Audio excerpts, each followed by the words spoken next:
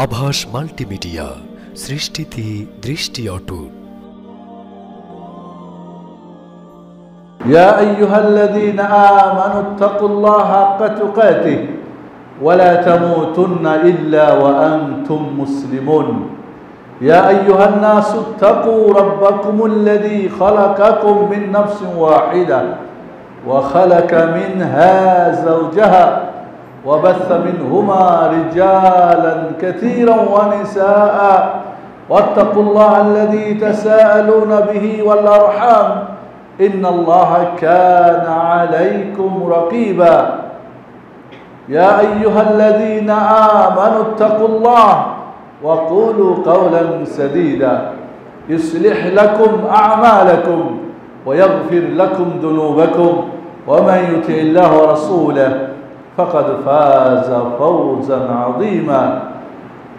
أما بعد فإن خير الحديث كتاب الله وخير الهدي هدي محمد صلى الله عليه وسلم وشر الأمور محدثاتها وكل محدثة بدعة وكل بدعة ضلالة وكل ضلالة في النار.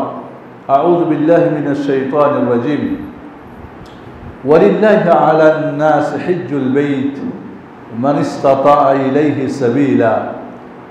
وقال النبي عليه الصلاة والسلام العمرة إلى العمرة كفارة لما بينهما والحج المبرور ليس له جزاء إلا الجنة أو كما قال عليه الصلاة والسلام. সম্মানিত মুসল্লিন ইকরাম, আমরা জিলহজ মাসের প্রথম দশকে যে সমস্ত আমল গুরুত্ব সহকারে আমরা করব, সে আমলগুলির কথা গত জুমায় আমরা 7টা আমলের কথা বলেছিলাম। এই 10 দিনে আমরা ফরজ সালাত সহ সুন্নত নফল সালাতগুলোর প্রতি তাহাজ্জুদ, চাষ ইত্যাদি আমরা গুরুত্ব দিব অবশ্যই, যেহেতু আল্লাহর কাছে সবচাইতে এই 10 দিনের আমল অধিক উত্তম এবং অতি প্রিয়। 2 নম্বরে বলেছিলাম সিয়াম পালন করা। আজকে সম্ভবত 25 সৌদি আরবের 25 তারিখ, আজকে সম্ভবত আমাদের বাংলাদেশের 24 তারিখ, মাত্র কয়েকদিন কন্টিনিউ করা। 25, ওকে, তাহলে হয়তো 4 দিন আর 5 দিন চাঁদ উপরে, চাঁদ দেখার উপর নির্ভর করবে। 1 তারিখ থেকে আরাফাত দিবস 9 তারিখ পর্যন্ত কন্টিনিউ করা যাদের সম্ভব, না হলে বেশি যতগুলো পারে, কমপক্ষে আরাফাতের দিন, যেই দিনের সিয়াম 1 বছর আগের 1 বছর পরের গুনাহ মাফ করে দেয় মহানবুল আলামিন। এই সুযোগটা কখনই হারাবেন না। নিজে রাখবেন, 10 জনকে রাখাবেন, তাহলে 11 জনের নেকি পাবেন। চেষ্টা করবেন। এখন সোশ্যাল মিডিয়াতে অনেকভাবেই মানুষের কাছে মেসেজ পৌঁছা সম্ভব। এই 10 দিনে দান খয়রাতের কথা বলেছিলাম, বেশি করে দান খয়রাত করেন। এই 10 দিনে বেশি করে তওবা ইস্তিগফার করেন। এই 10 দিনে বেশি বেশি করে জিকির আজকার, যেগুলি খাস জিকির, সকাল সন্ধ্যা, উঠতে বসতে চলতে ফিরতে, এছাড়াও আম যে জিকিরগুলো আছে, বিশেষ করে কোরআন তেলাওয়াত, উত্তম জিকির, এই কয়েকদিনে প্রতিদিন একটা করে খতম দেন, 3 দিনে একটা দেন, 10 দিনে একটা দেন। চেষ্টা করেন এই দিনগুলিতে বেশি করে জিকির আজকার, এই কোরআন তেলাওয়াতে সময়টা কাটানোর জন্যে। 5 নম্বরে তাকবীর পড়ার কথা বলেছিলাম। চাঁদ ওঠা থেকে নিয়ে আপনি ঈদের সালাত পর্যন্ত আমভাবে তাকবীর পড়তে থাকেন, ঘরে বাইরে, হাটে বাজারে মসজিদে। আর খাস তাকবীর আরাফাত দিবসের ফজরের নামাজের পর থেকে 13 তারিখ পর্যন্ত, জিলহজের আসর পর্যন্ত সালাতের পরে তাকবীর বিশেষ করে পড়া। এই 10 দিনে আরও যেটা একটা আমলের কথা বলেছিলাম, যে আমরা পাপ ত্যাগ করব, সব ধরনের, ছোট বড়। যেহেতু আল্লাহর কাছে নেক আমলগুলো অনেক প্রিয়, তাহলে সেখানে পাপের কাজগুলো অবশ্যই জঘন্য। কাবা ঘরের পাশে গিয়ে মারামারি করবেন, মারামারি তো করে সব জায়গাতেই হয়, এই মারামারিটা সবচেয়ে জঘন্য হবে না? তাহলে ভালো জায়গায় ভালো স্থানে লাইলাতুল কদরের রাত্রিতে চুরি করবে, ডাকাতি করবে, হানাহানি করবে, এই পবিত্র 1000 মাসের চেয়ে উত্তম রাত্রিতে পাপটা কি আল্লাহর কাছে জঘন্য হবে না? তাহলে উত্তম দিনে উত্তম স্থানে নেকি যেমন অধিক প্রিয় হয়, পাপ কিন্তু অত্যন্ত জঘন্য হয় আল্লাহর কাছে। এই জন্য এই 10 দিন আমরা পাপ ত্যাগ করবো সব ধরনের। আমাদের মাঝে গীবত করা, চুগলখড়ি করা, মিথ্যা বলা, চোখের জেনা করা, আমাদের আজকাল সোশ্যাল মিডিয়াতে তো চোখের জেনা থেকে কয়জন বাঁচে আল্লাহ ভালো জানেন। প্রতারণা করা, ধোঁকাবাজি দেওয়া, অন্যের নিয়ে কুচিন্তা ধারণা করা, মানুষের ব্যাপারে কুধারণা রাখা ইত্যাদি পাপে আমরা, আমাদের কাছে কিছু পাপ সামাজিক যেগুলো এত জঘন্য আল্লাহর কাছে, যেগুলি খুব ডাল ভাতের মতো আমাদের দেশের মানুষ করে থাকে না। আপনার জীবনে কি পাপ চর্চা করেন, ছোট আর বড়, সবগুলোকে এই 10 দিনে ডিলিট করার চেষ্টা তো করবেন, এর সাথে কোনো পাপের কাজ করবেন না। এই ছিল 7টা কথা বলেছিলাম, আরও 3টা 10টা আমলের কথা বলেছিলাম। আরেকটি কাজ হলো গুরুত্বপূর্ণ, আমর বিল মারুফ ওয়া নাহি আনিল মুনকার, সৎ কাজের আদেশ, অসৎ কাজের নিষেধ, দাওয়াত ও তাবলীগের কাজ করা। দাওয়াত তাবলীগ মানে আমরা বুঝি বা স্বপ্নে পাওয়া হুজুররা মসজিদে ঘুরে বেড়াবে, ওদেরই কাজ। জয়ীব, জাল, মিথ্যা, কেচ্ছা কাহিনী দিয়ে ইসলামকে ধ্বংস করবে, এটা না। প্রতিটি মানুষের জন্য 3টি কাজ জরুরি: সত্যকে জানা, সত্যকে মানা, সত্যের প্রচার করা। মান রাআ মিনকুম মুনকারান ফালিয়ুগাইয়িরহু বিয়াদিহি, কোনো অন্যায়, অশ্লীল, খারাপ কিছু দেখলেন আপনি হাত দিয়ে প্রতিহত করেন। পরিবারে তো পারবেন, যেখানে আপনার পাওয়ার চলে সেখানে তো করবেন। ফাইন লাম ইয়াসতাতি ফাবিলিসানিহি, যদি শক্তি দিয়ে বাধা দিতে না পারে, পরিবর্তন করতে না পারে, তাহলে মুখ দিয়ে কমপক্ষে বলতে হবে, এই কাজটা ঠিক না, এটা ভালো না, এটা করো না। ফাইন লাম ইয়াসতাতি ফাবিল কলবি, যদি মুখ দিয়েও না পারে অন্তর দিয়ে ঘৃণা করতে হবে। একজন বিড়ি খায়, একজন সিগারেট খায়, একজন মিথ্যা বলে, একজন হাসি তামাশা করে, একজন বাজে কথা বলে, একজন উল্টাপাল্টা চলে, আপনার অন্তরে ঘৃণা লাগে না, বুঝতে হবে ঈমান শূন্য হয়ে গেছে, নাউযুবিল্লাহ। কারণ আল্লাহর নবী অন্য বর্ণনায় বলেন, মুসলিম শরীফের হাদিস, ওয়ালাইসা ওয়ারা যালিকা খারদালুম মিনাল ঈমান, এক সরিষা পরিমাণ তার ঈমান নাই যদি অন্তর দিয়ে ঘৃণা না করে। আপনি পরিবারে হাত দিয়ে পারেন ভালো, মুখ দিয়ে পারেন তাও পারেন না। অনেক সময় পরিবারে অনেকের কর্তৃত্ব চলে না, অনেকেই পুরুষ নামের কলঙ্ক, অনেক পুরুষ, অনেক বাবা, অনেক গার্ডিয়ানরা কলঙ্ক, এরা নামে পুরুষ, এরা কাজে মহিলার চেয়েই তো নিম্নমানের। এই জন্য বন্ধুরা, সৎ কাজের আদেশ, ভালো কাজ করতে বলা, মন্দ কাজ থেকে মানুষকে বিরত রাখা, এটা ঈমানি দায়িত্ব। ভালো কাজ করেন আর একজনকে করতে বলেন না, তাহলে আপনার ঈমান দুর্বল। আপনি মন্দ কাজ করেন না, পাপের কাজ করেন না, আর একজন করে, ওরে বাধা দেন না, আপনার ঈমানই দুর্বল। অন্তর দিয়েও ঘৃণা করি না, ওরটাও বুঝে, আমার কি, ওর পরিবার ও বুঝে, ওর বাচ্চা কাচ্চা ও বুঝে, ওর ছেলে মেয়েও বুঝে, আমার কি টাকা পড়ছে, কেন আমি ঝগড়াতে যাব না। আপনাকে অবশ্যই এটা আপনার ঈমানি দায়িত্ব। ওয়াল আসরি ইন্নাল ইনসানা, আল্লাহ বলছেন, কুনতুম খায়রা উম্মাতিন উখরিজাত লিন-নাস তা'মুরুনা বিল মা'রুফ ওয়া তানহাউনা আনিল মুনকার ওয়া তু'মিনুনা বিল্লাহ, তোমরা উত্তম জাতি হিসেবে তোমাদেরকে আল্লাহ নির্বাচিত করেছেন। এই উম্মতে মুহাম্মদ উম্মাহ খায়রিয়া, সর্বোত্তম উম্মত। এদের কাজ সৎ কাজের আদেশ করবে, অসৎ কাজের নিষেধ করবে এবং ঈমান আনবে আল্লাহর প্রতি। আগে তো ঈমান, ঠিক না? কিন্তু আল্লাহ এখানে সৎ কাজের আদেশ, অসৎ কাজের নিষেধকে আগে আনছে, কারণ এর গুরুত্ব বেশি। ওমান আহসানু কাওলাম মিম্মান দাআ ইলাল্লাহ ওয়া আমিলা সালিহা ওয়া ক্বালা ইন্নানি মিনাল মুসলিমিন। ওর চেয়ে উত্তম কথা কার, যে কি করে, মান আহসানু মিম্মান দাআ ইলাল্লাহ, যে আল্লাহর দিকে মানুষকে ডাকে, দাওয়াতের কাজ করে, আসুন ভালোর পথে, কল্যাণের পথে নামুন এবং নেক আমল করে 3 নম্বরে বলে আমি মুসলিম। এখানে আল্লাহ উল্টা করে সাজিয়েছেন, আগে না মুসলিম, তারপর না আমল, তারপর না দাওয়াত, কিন্তু আগে আনছেন কে? দাওয়াতকে, এরপরে আমলকে, এরপর ঈমানকে। কারণ ঈমান থাকে না আমল না হলে, আর আমল কাজে আসে না আপনার যদি অন্যকে দাওয়াত না করেন। আপনি আমল যে করেন, আমলের মহব্বত নেই। বাজার গিয়ে দেখলেন আম্রপালি আম 5 টাকা বিক্রি হচ্ছে, খুব উন্নত মানের, গোটা গোষ্ঠীর ফোন দিয়ে কইবেন না যাও জলদি নিয়ে আসো? এটা বুঝি আমরা। আপনার এই দুনিয়ার কোনো স্বার্থ যদি কম বেশ হয়, ওইখানে আপনার শক্তি, ওইখানে আপনার মুখের বল, শরীরের বল, চিল্লা চিল্লি করে দুনিয়ার হাট বাজার বাজাই ফেলেন। আর ধর্মীয় এতে আপনার উল্টো পাল্টো চলছে, মনে অন্তরে একটু ঘৃণাও জন্মে না, কোন ঈমান আপনার। এই জন্য বন্ধুরা, সৎ কাজের আদেশ, অসৎ কাজের নিষেধ, এটা সবসময় করবেন। বিশেষ করে জিলহজ মাসের প্রথম 10 দিন যেহেতু মহান রব্বুল আলামিনের কাছে, এবং সৎ কাজের আদেশ, অসৎ কাজের নিষেধকে ওলামায়ে কেরাম আর রুকনুস সাদিস বলেছেন ইসলাম।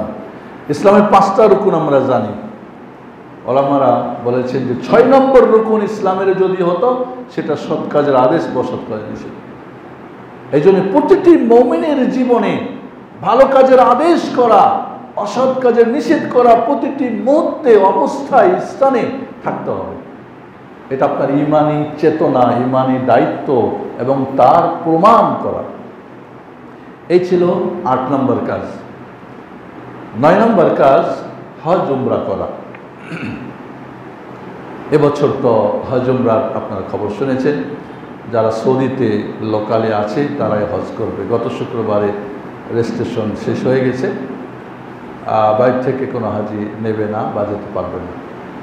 যারাই যাবেন মহান রব্বুল আলামিন যেন তাদের কবুল করে, আমরা দোয়া করি। তাদের দোয়ায় যেন আল্লাহ কবুল করে সারা পৃথিবীর আপদ বিপদ দূর করবেন। হজ ফরজ হওয়ার জন্যে পুরুষদের জন্য 5টা, মহিলাদের জন্য অতিরিক্ত একটা শর্ত, 6টা শর্ত। করছে মুসলিম হওয়া। অনেক বেনামাজি হজ করতে চলে যায়, এরা হজ করে কাজ হবে না। আবু জাহাল, আবু লাহাবরা প্রতি বছরই হজ করতো, উমরা করতো। আল উমরাতু ইলাল উমরা কাফারাতুল লিমা বাইনাহুমা, এক উমরা থেকে আর এক উমরার মাঝের ছোট পাপগুলিকে আল্লাহ কি করে দেন? ডিলিট করে দেন। এই বছর আপনি একটা গত বছর উমরা করেছেন রমজান মাসে উমরা করলে তো রাসূলের সাথে হজ করার নাকি হয়। আবার এই বছরে করলেন, তাহলে মধ্যখানে যত ছোট পাপ হলো সবগুলি ডিলিট হয়ে যায়। ওয়াল হাজ্জু ইয়াদুবু মা ক্বাবলা, আর হজ আগের সব কিছুকে ডিলিট করে দেয়, পুরো জীবনের সব কিছু ডিলিট করে। ওয়াল হাজ্জুল মাবরুর লাইসা লাহু জাযাউন ইল্লাল জান্নাহ, আর যে হজটা আল্লাহর কাছে মাবরুর হয়, মাবরুর মানে নেক, মকবুল, কবুল হয়ে যায়, এর প্রতিদান তো জান্নাত। হজ করা মানে কি? জান্নাতি মানুষ হওয়া। হজ করা মানে কি? অতীতের সব কিছুকে ডিলিট করা। মান হাজ্জা লিল্লাহ ফালাম ইয়ারফুস ওয়ালাম ইয়াফসুক রাজাকা ইয়াউমিন ওয়ালাদাতু উম্মুহ, যে হজ করতে গিয়ে হজ পিরিয়ডে কোনো অশ্লীল খারাপ কাজ করলো না, সে তো নিষ্পাপ শিশুর মতো নতুন জন্মগ্রহণ করলো। ডিলিট, সব কিছু একেবারে পরিচ্ছন্ন হয়ে পরিষ্কার হয়ে আসলো। এমন একটা গুরুত্বপূর্ণ ইবাদত। এর জন্য শর্ত হল প্রথম মুসলিম হওয়া। মুসলিম হওয়ার জন্য আবার শর্ত আছে, সেটা আলাদা কথা। 2 নম্বর শর্ত সাবালক হওয়া।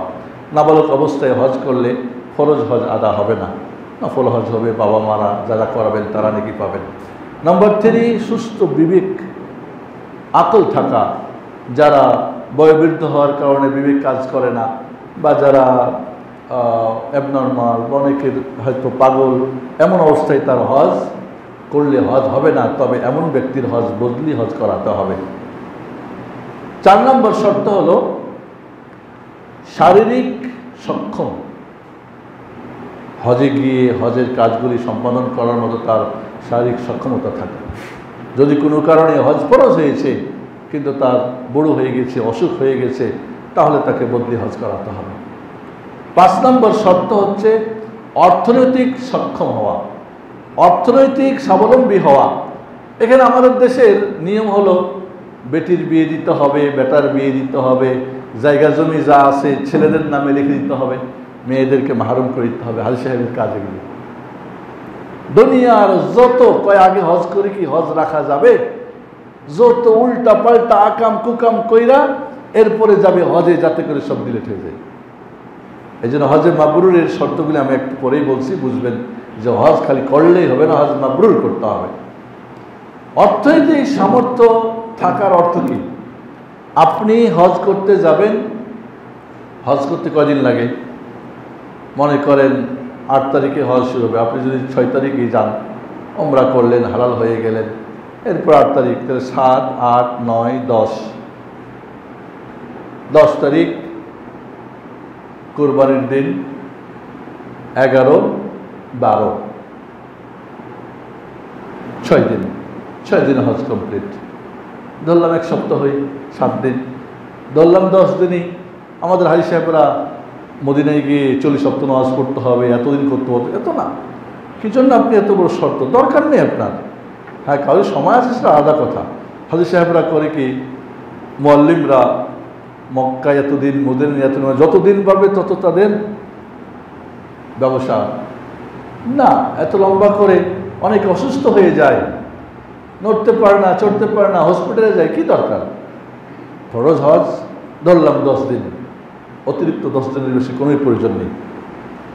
এর মধ্যে মদিনার জিয়ারতও হতে পারে। মদিনার জিয়ারত হজের সঙ্গে কোনো সম্পর্ক নেই, যে কোনো সময় করতে পারে, যে কোনো সময় যেতে পারে, না গেলেও কোনো সমস্যা নেই, গেলে ভালো, না গেলে কোনো সমস্যা নেই। হজ করলে, নবীর কবর জিয়ারত না করলে অমুক তমুক সমস্ত জয়ীফ জাল মিথ্যা কথাবার্তা, হুজুরদের অপপ্রচার। তাহলে এই 10 দিনের তার যে খরচ, পাসপোর্ট, ভিসা, যাতায়াত, হোটেল ভাড়া, 5 স্টার হোটেল থাকবে না, 3 স্টার না, কোথায় কি, এমনি তার খরচ। এবং এই 10 দিনে তার পরিবারের খরচাদি, পরিবারের চিকিৎসা, খাওয়া দাওয়া, লেখাপড়া, তাদের যে এভরিথিং, যা কিছু খরচ, একটু যার সামর্থ্য আছে তারপরে হজ ফরজ। আমরা হজ ফরজের যে সমস্ত বাড়ি গাড়ি, টাকা পয়সা, বেটি বিয়ে শাদি দিয়া সব কিছু কইরা বুড়া হইয়া যখন নড়তে চড়তে পারবে না তখন যাবে হজে, এই সমস্ত ফালতু চিন্তা ভাবনা মাথা থেকে উঠাতে হবে। হজ ফরজ হওয়ার জন্যে, এবং এই অর্থনৈতিক শর্তটা দেখা যায় অনেকের ওপর হয়তো আসে, অনেকে মনে করে না। যদি অতিরিক্ত মহিলা যদি হয়, তাহলে তার জন্য আরেকটা শর্ত বেশি হলো, স্বামী অথবা মাহরাম পুরুষ। মাহরাম মানে যাদের সাথে তার বিয়ে হারাম, বাবা, ভাই, ছেলে, নাতি, তারপরে হয়তো জামাই, আপন জামাই যেটা, শ্বশুর, যার সঙ্গে স্থায়ীভাবে বিয়ে হারাম, আপন মামা, চাচা, চাচারা, ভাইয়েরা, যেটা ভাই 3 পক্ষের ভাই হয়, সহোদর ভাই, বৈপিত্রিক, বৈমাত্রিক ভাইয়েরা, চাচারাও ঠিক এইভাবে, আপন সহোদর চাচা, বৈপিত্রিক চাচা, বৈমাত্রিক চাচা, এইভাবে যারা, অথবা দুধ ভাই, এমন যে দুধ বাবা, যাদের সাথে মানে বিয়ে হারাম, এমন মাহরাম পুরুষ হতে হবে। তাহলে মুসলিম হতে হবে, সাবালক হতে হবে, সুস্থ বিবেকের অধিকারী হতে হবে, শারীরিক সামর্থ্য, অর্থনৈতিক সামর্থ্য থাকতে হবে, এবং 6 নম্বর মহিলাদের শর্ত, মাহরাম পুরুষ হতে হবে। মুআল্লিম সাহেব বলে, আমাদেরকে অনেক প্রশ্ন করে সৌদি আরবে, শেখ আমার তো মা হজে আসবে, আমার ওয়াইফ হজে আসবে, তো মাহরাম পুরুষ শর্ত। মুআল্লিম সাহেব, আমাদের হুজুর বড় ইমাম সাহেব বলছেন, তোর মা তো আমার মার মতোই, তোর বউ তো আমার বড় বোনের মতোই বা ছোট বোনের মতো, সমস্যা নাই, চল। হজ ফরজই না, কেন আপনি এত ব্যস্ত হয়ে গেছেন? ফরজ না তাহলে। এই 6টা শর্ত হজ ফরজ হওয়ার জন্যে। হজ মাবরুর, যে হজটা আল্লাহর কাছে মকবুল হবে, কবুল হবে, আল্লাহ কবুল করে নেবেন, এই হজের জন্য 6টা শর্ত, 6টা বা 7টা শর্ত। খেয়াল করেন আমার সাথে। 1 নম্বরে হজটা আল্লাহর জন্য হতে হবে। মান হাজ্জা লিল্লাহ ওয়ালিল্লাহি আলান নাস হিজ্জুল বাইত, আল্লাহর জন্য হজ। মানুষ দেখানো, হাজি হওয়ার জন্য নামের আগে টাইটেল বসাবেন আল হাজ। আবার হুজুরা ফতোয়া দেয় সৌদি আরব থেকে যারা হজ করে তারা হাজি, আর যারা বাংলাদেশ থেকে হজ করে তারা আল হাজ। হাজি আর আল আজহার আরবি শব্দের পার্থক্য যার জানা নাই এরকম মূর্খরা হলো আমাদের সমাজের বড় বড় মুফতি। আল হাজ কি আর হাজ কি আর হাজি কি, কোনটা কোন শব্দের অর্থ কি দাঁড়ায়? আরবিতে এক শব্দ কত রঙের শব্দ হয়, একই শব্দ তার মিনিং চেঞ্জ হয় তার অবস্থা ভেদে, সরফের কারণে না হওয়ার কারণে। তাহলে আল্লাহর জন্য হতে হবে। এই আল্লাহর জন্য যদি হজ বলি, হজ মাবরুরের শর্ত, হজে যারা যান শতকরা কত হাজি যে বাদ পড়বে সেটা আল্লাহ ভালো জানেন। 2 নম্বর শর্ত, হজটা রাসূলের তরিকায় হতে হবে। রাসূল হজ করেছেন না? রাসূল হজের ময়দান বলে খুযু আন্নী মানাসিকাকুম, 1,24,000 তার সাহাবীদেরকে লক্ষ্য করে বললেন উটের উপরে, খুযু আন্নী মানাসিকাকুম, আমি নবীর কাছ থেকে হজ শিখে নাও। রাসূল কিন্তু বলে নাই যাও আবু বকর, ওমর, উসমান অমুকের কাছে শিখে নাও, আমি নবী কিভাবে হজ করি সেইভাবে। জাবির ইবনে আব্দুল্লাহ রাদিয়াল্লাহু তাআলা আনহু যদি মুসলিম শরীফের বিশাল লম্বা হাদিসটা পড়েন রাসূলের হজ শিখে নেবেন। ওইটা আমরা পড়ি না, পড়তেও দিই না। এক এক গ্রুপের এক এক হজের নিয়ম, ফুরফুরার একটা, চরমুনার আরেকটা, শর্ষিনার আরেকটা, হানাফি একটা, শাফি একটা, মালিকি আবার নিজেদের বানানো। রাসূলের তরিকার হজ যদি আমরা বলি শতকরা কয়জন করতে পারে আল্লাহ ভালো জানে। 5 জন করতে পারে কিনা আমার সন্দেহ আছে। হজের ময়দানে যা দেখেছি, তাহলে নবীর তরিকায় যদি হজ না হয়, মান আমিলা আমালান লাইসা আলাইহি আমরুনা ফাহুয়া রাদ্দ, মান আহদাথা ফি আমরিনা হাযা মা লাইসা মিনহু ফাহুয়া রাদ্দ।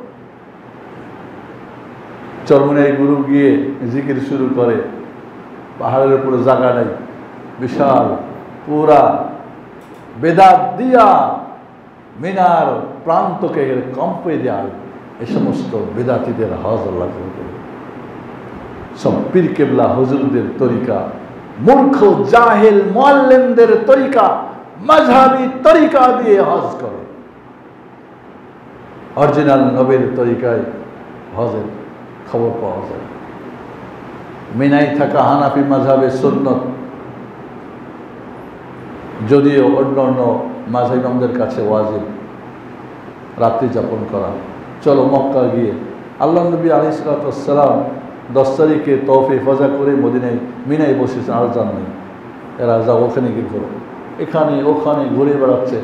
ঠিক আছে মিয়া মুআল্লিম সাহেব, সুন্নতে নেকি আছে না পাপ আছে? করার সুন্নত না ছাড়ার সুন্নাত? নেকি আছে, করার সুন্নাত, সুন্নত বাদ দিয়েছেন কেন?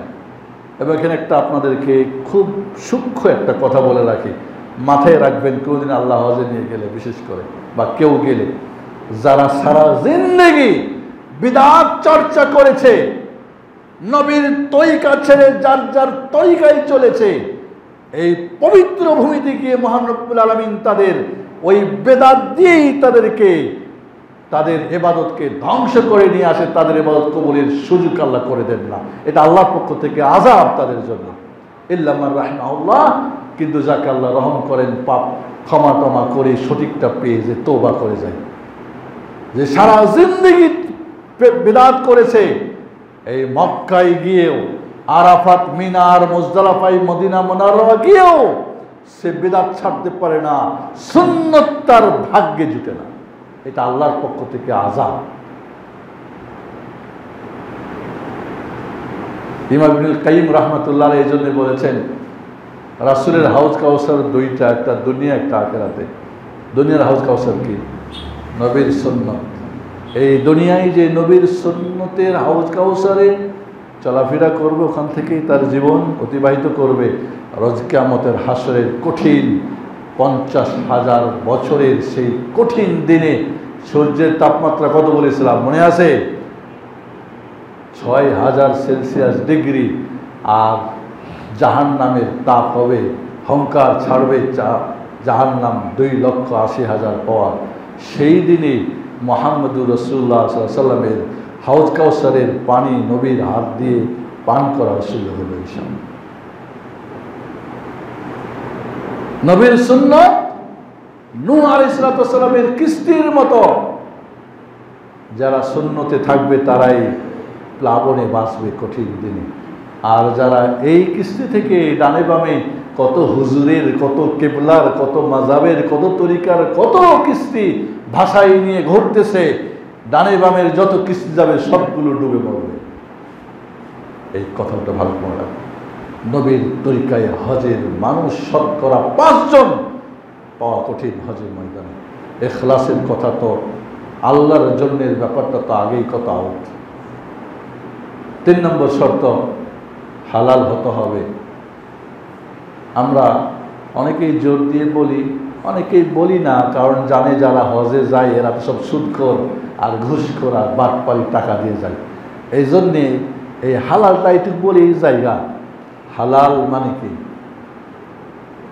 হারামের যদি একটু লেশ থাকে শরীরে, কাপড়ে, তার এই অর্থে আল্লাহ তার হজ কবুল করবে। ইন্নাল্লাহা তাইয়্যিব লা ইয়াকবালু ইল্লা তাইয়্যিবা। আল্লাহ অতি পবিত্র, তিনি অপবিত্রকে কবুল করেন না পবিত্র ছাড়া। করে কি জানেন? আমাদের গ্রামগঞ্জে আগে শুনেছি, এখন জানি না, কয় হজে যাব, জমি বিক্রি করে দিই। জমি কার? দাদার থেকে বাবা পাইছে, বাবা ওইটা জমি ভালো। দাদা কিভাবে জমি নিয়েছে জানেন? দাদার এই জমির ইতিহাস জানলে বুঝবেন যে এই হালাল না হারামে ছিল। যাই হোক, এই অর্থ অবশ্যই হালাল হতে হবে, তার পোশাক হালাল টাকার হতে হবে, তার মাংস হালাল হতে হবে। সারা জীবনই ঘুষ খেয়েছে, হারাম খেয়েছে, পেট মোটা করে, বেদাত করে, ইয়ে করে খায়া পেট মোটা করে বড় মুফতি হুজুর চলে গেলেন হজ করতে। আপনার শরীরে হারাম ঢুকে আছে, আপনার রক্তে মাংসে, কিভাবে আল্লাহ হজ কবুল করবেন? আল্লাহ নবী আলাইহিস সালাম বলেন, লম্বা সফর করেছে, উস্কো খুস্কো হয়ে হাত উঠিয়ে দোয়া করে, ফামিস্তাজাবুলা, তার দোয়া আল্লাহ কেমনে কবুল করবে? গনিয়া বিল হারাম, মালবাসু হারাম, দামু হারাম, তার কাপড় হারাম, তার রক্ত হারাম, মাংস হারাম। এই জন্য তাকে প্রয়োজনে যার যত হারাম ঢুকছে ওইভাবে নফল রোজা শুরু করতে হবে। রোজা রক্ষা রক্ষা হারাম যা আছে শরীরের গোস্তে আর মাংস রক্তে সব দেরি করে, মানে গলায় হালাল খাইয়া নতুন করে সুস্থ হয়ে যেতে হবে। এই হারাম নিয়ে গেলে আল্লাহ কবুল করবে, বিশাল একটা শর্ত। এমনকি মক্কার কাফের মুশরিকরা, দেখেন ওদের চিন্তা ভাবনা দেখেন। মক্কার লিডার যারা ছিল, আবু জাহল, আবু লাহাব যারা ছিল, তারা মক্কার মানুষ যারা হজে আসতো ওদের টাকা দিয়ে ইহরামের কাপড় দিত। মক্কার মানুষের টাকার ইহরামের কাপড় পরে তওয়াফ করতে হবে, সাই করতে তওয়াফ করতে হবে। যার নাই, যারা ওরা দিতে পারবে না, অনেক মানুষ আছে সেই যুগের কাফের মুশরিকরা ইহরামের কাপড় সবাইকে দিতে পারে নাই। যাকে দিতে পারে নাই নিজের কাপড় খুইল্লা উলঙ্গ হয়ে তওয়াফ করবা। তারপরও তোমার হারাম, তোমাদের কাপড় চোপড় হারাম, আমাদের সন্দেহ আছে, এই জন্য এটা পড়তে পারবে না। কাজটা জঘন্য, কিন্তু মেজাজটা কি বুঝেছেন? একবার চিন্তা করছেন যে আমরা দিব আমাদের হালাল টাকা দিয়ে, কাবা ঘরের পাশে হারাম কাপড় পরে ঘোরা যাবে না। সুবহানাল্লাহ, কাবা ঘর বানিয়েছে, অর্থ সংকট, প্রচুর টাকা ছিল তাদের, তারপরে বলে না কাবা ঘর বানাতে গিয়ে দেখবেন আপনারা কিছু অংশ বাকি আছে, ঠিক না? কেন? কারণ হালাল টাকা তাদের পর্যাপ্ত পূরণ ছিল না। বাধ্য যেটুক বানাতে পারবে হালাল ওটুক বানাবো, যেটুক পারবে। আমরা তো এখন মসজিদ আর মাদ্রাসা বানাই কালো টাকারে সাদা টাকা বানিয়ে দিয়ে। এক হুজুরের লিফলেটে দেখলাম কালো টাকা সাদা টাকা বানানো যায় দান করলে আমাদের মাদ্রাসায়, স্পষ্ট লেখা আছে। বড় হুজুররা মনে করতেছে সুদ আর ঘুষ খাইলে কি এইখানে মসজিদে মাঝে দিলে তো হালাল হয়ে যায়। এই জন্য বন্ধুরা, হালালের বিষয়টা শুধু হজেই না, একটা মুমিন সর্বক্ষণ তার হালাল, কারণ আপনার হারাম দিয়ে কোনো ইবাদতই কবুল হবে না। এই জন্য আমাদের হালালের ব্যাপারটা প্রচণ্ডভাবে, হজের ব্যাপার তো করবই, এছাড়াও হজ মাবরুর হওয়ার জন্য তো শর্ত আছে, আপনার যে কোনো ইবাদত কবুলের জন্য শর্ত। সময় যেহেতু আমাদের নাই, 4 নম্বর শর্ত, এই হজের পিরিয়ডে কোনো প্রকার পাপের কাজ করা যাবে না। আল হজ্জ আশহুরুম মা'লুমাত ফামান ফারাদা ফীহিন্নাল হজ্জ ফালা রাফাসা ওয়ালা ফুসুকা ওয়ালা জিদালা ফিল হজ্জ। ঝগড়াঝাটি করা যাবে না, যৌন কোনো চিন্তা ভাবনা করা যাবে না, পুরো এই বিষয়টাকে জিরো রাখতে হবে। কোনো প্রকার অশ্লীল কথাবার্তা, কাজ কাম, পাপ, মোট কথা কোনো পাপ চর্চা করা যাবে না। মাবরুর বীর থেকে, বীর মানে নেকি, এই হজে আপনার কোনো পাপ যেন না হয়। ফিল্ম এখন তো সবার হাতে একটা করে সিনেমার হল, দেখতেছে, করছে, ও করছে, ছবি উঠাচ্ছে, কী করে না করে, ওর মধ্যে বিড়ি খাচ্ছে, হেরাম পরে নিয়ে টানতেছে। এরা হজ মাবরুর, হাজি। এই জন্যে কোনো প্রকার পাপ করা যাবে না। অজান্তে বা ভুলে হয়ে গেলে সাথে সাথে আল্লাহর কাছে তওবা করে নিতে হবে। 5 নম্বর, কয়টা শর্ত হলো? 5 নম্বর হলো হজ পিরিয়ডে যত বেশি নেকির কাজ করা যায়। মাবরুর বীর থেকে, বীর মানে নেকি, যত বেশি নেকির কাজ করা যায়। ফরজ তো করবেন, সুন্নত করবেন, নফল করবেন, ওইখানে যত সময়কে কাজে লাগা যায় ইবাদতে, জিকিরে, আজকারে, নেকির কাজে, একজনকে সহায়তা করা, একজনকে হাত ধরে টেনে নেওয়া, একজন অসুস্থ হলে তার সহায়তা করা ইত্যাদি। দেখা যায় একটা বাংলাদেশের ইসলামী দলের সাথে হজ করতে গেছে আমার মামা শ্বশুর, এই যে আদর্শ কলেজের প্রফেসর মকবুল সাহেব, মুআল্লিম তার সদল বল নিয়ে গেছে মদিনা, আর হেরে রেখে গেছে কোন হসপিটালে কি খবরই জানে না। টেলিফোন বন্ধ হয়ে গেছে, আমাকে খবর দিল, আমি ফোন দিলাম আমার এক ছাত্রকে, বললাম দেখো কোন হসপিটালে আছে, হয়তো গিয়ে দেখে কঠিন এক অবস্থা। যাই হোক, শেষ পর্যন্ত হজ টিমের সরকারি লোকের সাথে আমি কথা বললাম। আমি বললাম আমি অমুক, আমি একজন শেখ, আমি হজে আছি, আমি দায়িত্বে আছি, আমি যেতে পারবো না, এই একটা ব্যবস্থা করো। হ্যাঁ, কি বলো, কে হয়? আমার এমুক হয়। এত গুরুত্ব দিল বেচারারা। পরে ওখানে বাঙালি ডাক্তার কি আছে তার সঙ্গে কথা বলে, যাই হোক একটা ব্যবস্থা হলো। আমি বললাম যে সম্ভব হয় তাহলে ওদের কাফেলা মদিনায় পৌঁছা, সরকারি গাড়ি দিয়ে এখানে চিকিৎসা করে তাকে মদিনায় গিয়ে ওদের মুআল্লিমের সঙ্গে দিয়ে, তারপরে মাশাআল্লাহ ইসলামী সংগঠনগুলি তো মনে করে একেবারে আসলে জান্নাত লিয়ে যাবে না। হজের ময়দানে খবর নাই, কিয়ামতের ময়দানে হুজুর নিয়ে যাবে নাকি পার করে। তো বন্ধুরা, এই হজ পিরিয়ডে নেকির কাজ করা বেশি করে, এই 5 নম্বর শর্ত। 6 নম্বর শর্তটা অত্যন্ত গুরুত্বপূর্ণ, সেটা হলো হজের পরে আপনার জীবনের পরিবর্তন হওয়া, এমন পরিবর্তন হওয়া। আপনি আগে যেইভাবে ভালো কাজ করতেন তার চেয়ে বেশি করতে হবে। পাপের কাজ করতেন, এখন টোটালি পাপ থেকে। আগে যে সমস্ত আড্ডা মাড্ডা, শয়তানি বাটপাড়ি সব মানুষের জীবনে থাকতে পারে, তওবা করে আপনার জীবনের পুরো পরিবর্তন। কারণ আপনি এখন জান্নাতি মানুষ, আপনি এখন জান্নাতি মানুষ, এখন আপনি নিষ্পাপ শিশু। আপনি এরপরেও যদি আপনার জীবনে জাহান্নামী কাজ চর্চা হয়, এরপরেও যদি নিষ্পাপ শিশু, সে তো একটা ফুটন্ত গোলাপ, তার মতো না হয় আপনি এখন আপনার জীবনে আবার সব কিছু চর্চা করেন, বুঝতে আপনার হজ কিচ্ছু হয় না। ইনশাআল্লাহ আমরা হয়তো আগামী খুতবায় কুরবানি আলোচনা করব। এই ছিল 9 নম্বর কাজ, হজ উমরা।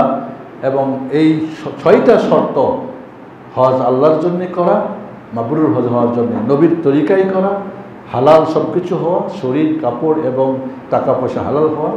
4 নম্বরে হজ পিরিয়ডে কোনো পাপের কাজ না করা। 5 নম্বরে হজ পিরিয়ডে যত বেশি নেকির কাজ করা যায়। বড় সাহেবরা উমরায় হজে যায়, এই আমার কঙ্কর মেরে দিস, কঙ্কর মারলে তো হবে না। কঙ্করে হজের একটা কাজ শুধু একজনের বদলে আরেকজন করতে পারে, যদি সে অসুস্থ হয়, না পারে, কোনো সমস্যা থাকে, মহিলা হয় বা শিশু হয়, সেটা কঙ্কর মারা। 3 দিনেরটা 1 দিনে মারা জায়গা, যে হজ করছে না, ওই যে কামলাগুলি কাজ করে, এদেরকে বলে আমার পাথরটা মেরে দিচ্ছে, 100 রিয়াল দিলাম, গেলাম, ও হুজুর বসে আছে, কি সব করে না করে। আল্লাহ করলে হ্যাঁ বন্ধুরা, এই 6টা এবং 6 নম্বর শর্ত হজের পরে জীবনের পরিবর্তন হয়ে যাওয়া।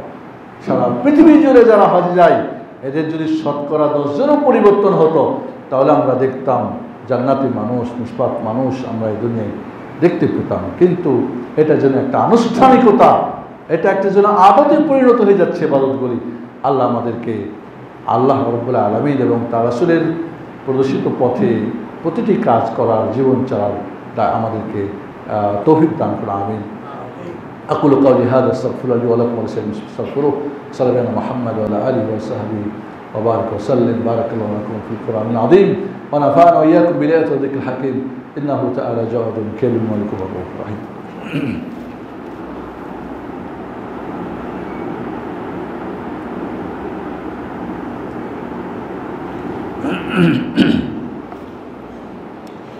الحمد لله حمدا كثيرا طيبا مباركا فيه كما يرضى ربنا كما يحب ربنا ويرضى. وصلى الله وسلم على محمد وعلى آله وصحبه وبارك وسلم. সম্মানিত মুসলিম কেরাম, আবার আমি আপনাদেরকে বলছি, জিলহজ মাসের আজকে 25 তারিখ, 4 দিন 5 দিন পরে আমাদের জিলকদ মাসের, জিলহজ মাস শুরু হতে আর মাত্র 4-5 দিন রয়েছে। জিলহজের যে আমলের কথা আমরা বললাম, এর গুরুত্ব সহকারে আমরা করার চেষ্টা করব। ফরজ সালাত এবং নফল সালাতগুলিকে গুরুত্ব দেব আমরা। এর সাথে সিয়াম 1 থেকে 9 পর্যন্ত, আরাফাত দিবস পর্যন্ত রাখার চেষ্টা করব। 3 নম্বরে আমরা বেশি বেশি তওবা ইস্তিগফার করব। 4 নম্বরে আমরা বেশি বেশি জিকির আজকারের সাথে কোরআন খতম দেওয়ার চেষ্টা করব। 5 নম্বরে আমরা এই 10 দিনে যে আমলগুলি করব, তার মধ্যে আমরা দান সাদকা, দান খয়রাত করব। আর 5 নম্বরে এই 10 দিনে আমরা তাকবীর পড়ব বেশি বেশি করে, খাস এবং আম তাকবীরের কথা যে বলেছিলাম। এছাড়াও বলেছিলাম এই 10 দিনে আমরা সব ধরনের পাপ ত্যাগ করব। আজকে 2টা আলোচনা হয়েছে, ভালো কাজের আদেশ এবং মন্দ কাজের নিষেধ করব। আর হজ উমরা নিয়ে আমরা, যেহেতু এটা মৌসুম হজ উমরার সময়, এই নিয়ে কমপক্ষে হজ ফরজের 6টি শর্ত আর মাবরুর হজ হওয়ার জন্য 6টি শর্ত, এটা প্রত্যেকের জানা রাখা জরুরি। মহান রব্বুল আলামিন যেন আমাদের সবাইকে হজ করার তৌফিক দান করেন। আল্লাহ আমাদের সামর্থ্য দেন। কে কখন কোথায়, মহান রব্বুল আলামিন কাকে কোথায় উঠাবে আর কাকে না উঠে তিনি জানেন। তবে আমাদের সদিচ্ছা থাকবে, কমপক্ষে আজকে এটুকু নিয়ত করবেন, মহান রব্বুল আলামিন তোমার পবিত্র ঘরের হজ করার আমাকে তৌফিক দিও, হজ মাবরুর করার তুমি আমাকে তৌফিক দিও। এরপরে তুমি আমাকে পরকালে নিও। আল্লাহর কাছে নিয়ত করলে আল্লাহ ইনশাআল্লাহ তিনি পূরণ করার তার জন্য অনেক সহজ ইনশাআল্লাহ। কুরবানি নিয়ে ইনশাআল্লাহ সর্বশেষ পয়েন্ট, আগামী খুতবে আল্লাহ বাচ্চার এখন আলোচনা করব। هذا وصلى وسلم على نبينا محمد وعلى آله وصحبه وبارك وسلم. اللهم صل وسلم وبارك وأنعم على محمد وعلى آل محمد كما صليت وباركت وأنعمت على إبراهيم وعلى آل إبراهيم إنك حميد مجيد. اللهم صل وسلم على سائر الأنبياء والمرسلين وعلى جميع الملائكة المقربين. اللهم ارض عن الصحابة الأجمعين من الأنصار والمهاجرين خصوصا الخلفاء الراشدين المهديين أبي بكر وعمر وعثمان وعلي وبقية أصحاب نبيك محمد صلى الله عليه وسلم ومن تبعهم بإحسان إلى يوم الدين. اللهم أعز الإسلام والمسلمين وأذل الشرك والمشركين. اللهم عليك بأعدائك وعلى الإسلام والمسلمين. اللهم دبر ديارهم وخرب بيوتهم واكسر شوكتهم وخالف بينهم. اللهم أرنا الحق حقا وارزقني اتباعه وارنا الباطل باطلا وارزقني اجتنابه. اللهم انا نسألك الجنه وما قرب اليها من قول وعمل ونعوذ بك من النار وما قرب اليها من قول وعمل. اللهم ربنا اتنا في الدنيا حسنه وفي الاخره حسنه وقنا عذاب النار. اللهم اغفر للمؤمنين والمؤمنات والمسلمين والمسلمات الأحياء والأموات برحمتك يا سميع مجيب. اللهم إنا نعوذ بك من جهد البلاء ودرك الشقاء وسوء القضاء وشماتة الأعداء.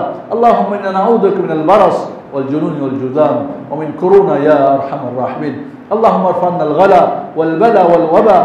اللهم ارفع عنا الوباء. اللهم ارفع عنا الوباء كورونا يا أرحم الراحمين.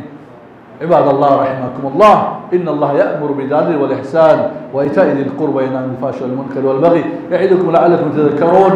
واذكروا الله يذكركم واشكروه على نعمه يزدكم ولذكر الله أكبر والله يعلم ما تصنعون. أقيموا الصلاة. السلام عليكم ورحمة الله وبركاته.